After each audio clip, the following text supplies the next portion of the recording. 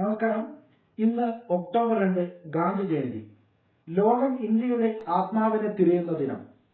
അതെ, അഹിംസയും സത്യസന്ധതയും മുറുകെ പിടിച്ച് ലോക സമാധാനത്തിന്റെ ദൂതനായ ഗാന്ധിജിയുടെ ജന്മദിനം. സ്വന്തം ജീവിതം കൊണ്ട് ലോകത്തിന് മാതൃകയായ ഗാന്ധിജിയെ പല രാജ്യങ്ങളും ആദരിച്ചിട്ടുണ്ട്.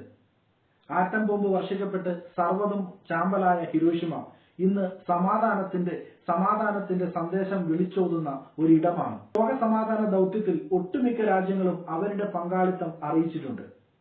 നമ്മുടെ ജപ്പാനിലെ ഹിരോഷിമയിലെ ആറ്റം ബോംബ് സ്മാരകം, അതായത് ഹിരോഷിമയിലെ പീസ് മെമ്മോറിയൽ പാർക്കില് നമ്മുടെ ഗാന്ധിജിയുടെ ഒരു സ്തൂപം അനാച്ഛാദനം ചെയ്തിട്ടുണ്ട്. എല്ലാവർക്കും ഗാന്ധി ജയന്തി ആശംസിക്കുന്നതോടൊപ്പം ഹിരോഷിമയുടെ പീസ് മെമ്മോറിയൽ പാർക്കിൽ സ്ഥാപിച്ചിട്ടുള്ള ഗാന്ധി സ്തൂപത്തിന്റെ ചില വിശേഷങ്ങളും കൂടെ നിങ്ങളോട് പങ്കുവെക്കുകയാണ്. ലോക ചരിത്രത്തിലെ കറുത്ത അധ്യായമായി ഹിരോഷിമയെ മാറ്റിയ 1945 ഓഗസ്റ്റ് 6. ഇന്ന് ഹിരോഷിമ ഉയിർപ്പിന്റെ നഗരം കൂടിയാണ്.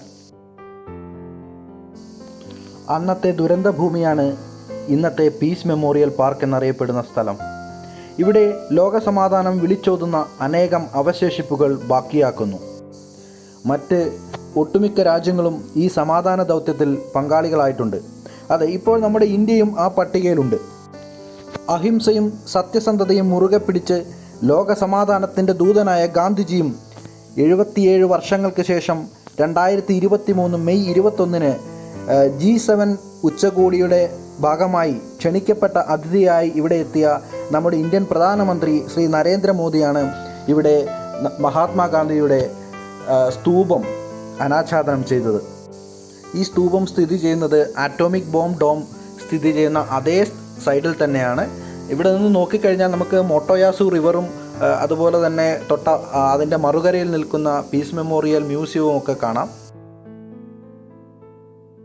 വിവിധ രാജ്യങ്ങളിൽ നിന്നെത്തിയ ഒട്ടനവധി സന്ദർശകർ ഇവിടെ നമ്മുടെ ഗാന്ധി സ്തൂപം സന്ദർശിക്കുകയും ചില പുഷ്പാർച്ചനകൾ നടത്തുകയും ഒക്കെ ചെയ്യുന്നതായിട്ട് നമുക്ക് കാണാം. ബുദ്ധസംഘം നമ്മുടെ ഗാന്ധി സ്തൂപത്തിന് മുമ്പിൽ വന്ന് ചെറിയൊരു പ്രാർത്ഥന നടത്തുന്ന കാഴ്ച നമുക്കിപ്പോൾ കാണാം.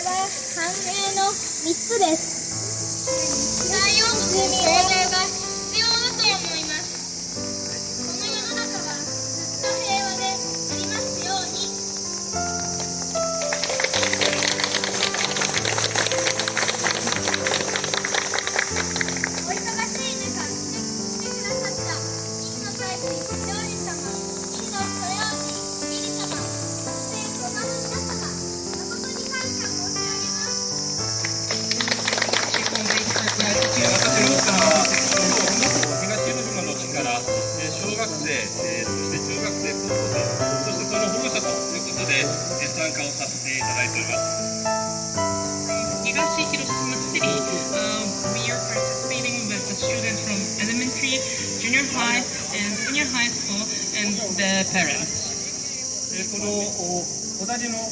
ഇവിടെ ഈ കാണുന്നത് വിവിധ നിറത്തിലുള്ള കടലാസുകൾ കൊണ്ട് നിർമ്മിച്ചിട്ടുള്ള സഡാക്കോ കൊക്കുകളുടെ രൂപങ്ങളാണ്. ഇത്തരത്തിലുള്ള ആയിരക്കണക്കിന് പേപ്പർ ക്രെയിനുകൾ തൂക്കിയിട്ടിരിക്കുന്ന തൂക്കിയിട്ടിരിക്കുന്നതും അതുപോലെ തന്നെ ഒട്ടനവധി സ്തൂപങ്ങളും ലിഖിതങ്ങളും ഒക്കെ ഇവിടെ കാണാം. ഈ കാണുന്നത് ആറ്റോമിക് ബോംബ് വിക്ടീം മോണമെൻ്റ് ആണ്.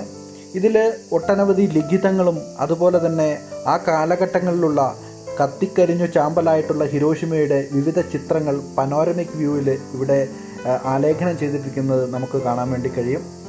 ഈ കാണുന്ന സ്തൂപം നമ്മുടെ ഗാന്ധി സ്തൂപത്തിൻ്റെ തൊട്ടടുത്ത് തന്നെ സ്ഥിതി ചെയ്യുന്ന ഒരു സ്തൂപമാണ്.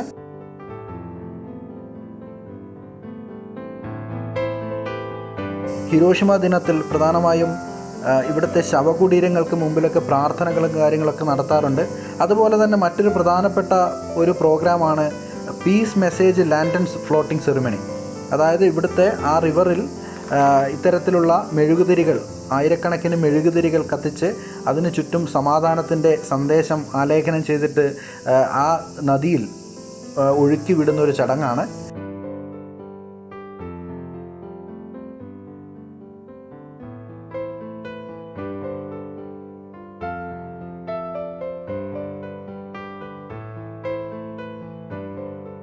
അതുപോലെ ഹിരോഷിമയിലെ പീസ് മെമ്മോറിയൽ പാർക്കിൻ്റെ വിശേഷങ്ങളും അതുമായിട്ട് ബന്ധപ്പെട്ട ഹിരോഷിമ ദിനത്തിൽ ഇവിടെ നടക്കുന്ന പ്രധാനപ്പെട്ട ചടങ്ങുകളുടെ കാര്യങ്ങളൊക്കെ ഞാനൊരു 4 വീഡിയോ ആയിട്ട്, സെപ്പറേറ്റ് വീഡിയോ ആയിട്ട് ചാനലിൽ മുമ്പ് തന്നെ അപ്ലോഡ് ചെയ്തിട്ടുണ്ട്. അപ്പോൾ അതിൻ്റെ ലിങ്ക് ഞാൻ ഈ ഡിസ്ക്രിപ്ഷൻ ബോക്സിൽ കൊടുക്കാം. അപ്പോൾ അത് താല്പര്യമുള്ളവർക്ക് അതുകൂടെ കാണാവുന്നതാണ്. ഈ വീഡിയോ ഇഷ്ടമായിട്ടുണ്ടെങ്കിൽ ചാനൽ ഒന്ന് സബ്സ്ക്രൈബ് ചെയ്യുക. മറ്റു ചില വിശേഷങ്ങളുമായി വീണ്ടും കാണാം. അപ്പോൾ എല്ലാവർക്കും ഒരിക്കൽ കൂടി ഗാന്ധി ജയന്തി ആശംസകൾ.